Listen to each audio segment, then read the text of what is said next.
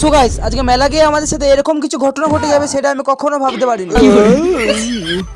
হ্যাঁ গাইস, আজকে বিকাল হতে আমরা 3 বন্ধু মিলে বেরিয়ে পড়ি আমাদের পাশের গ্রামে সেই বিখ্যাত মেলা দেখার জন্য। আর কিছুটা যাওয়ার পর আমরা চলে এলাম সেই বিখ্যাত মেলার সামনে। আর এই মেলাটার নাম হচ্ছে আনন্দ মেলা। আর মেলাতে ঢুকে আমি চলে গেলাম আমার গার্লফ্রেন্ডের জন্য ফুল পছন্দ করতে, কিন্তু দুঃখের বিষয় আমার তো কোনো গার্লফ্রেন্ড নেই। তাই আর কি এক বুক কষ্ট নেই আর বগল ভরা হাসি নেই, সরি মুখ ভরা হাসি নেই, আমি চলে গেলাম আমার বইয়ের জন্য কাপ ডিশ দেখতে। আর তারপরে মনে পড়ে আমি তো কাপে চা খাই না, আমি খাই জামবাটিতে। তাই আর দেরি না করে আমি চলে গেলাম জামবাটির দোকান খুঁজতে। আর গাইস খোঁজাখুঁজি করার পর জামবাটির দোকান তো আর পেলামই না, তাই চলে গেলাম আমি আমার গার্লফ্রেন্ডের জন্য কানের দেখতে। কিন্তু শালা এই প্লাস্টিকের কানের যা দাম, আমার শালা 2 প্যাকেট বিক্রি হয়ে যাবে। আরে না না গাইস, আমি তো এসব কিছু খাই না, আমি ভদ্র ছেলে। আর গাইস হঠাৎ করে বৃষ্টি পড়তে শুরু হয়ে গেল, তাই আর কি ভদ্র ছেলের মতো মাথায় হাত দিয়ে বসে পড়লাম।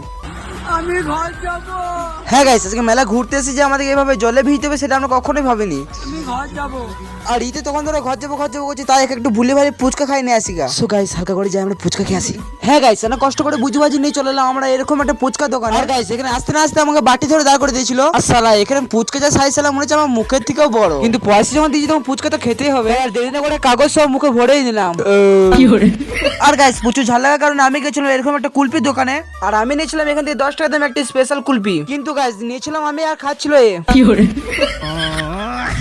আর তারপরে গাইস আমরা চলে গেছিলাম এই ডিসকভার কাকুর গরম আখের জুস খেতে। আর গাইস এখানে জুসের যা দাম তাই আর না লে হালকা করে ড্যান্স করে আমরা চলে গেলাম বাড়ি। একবার আজা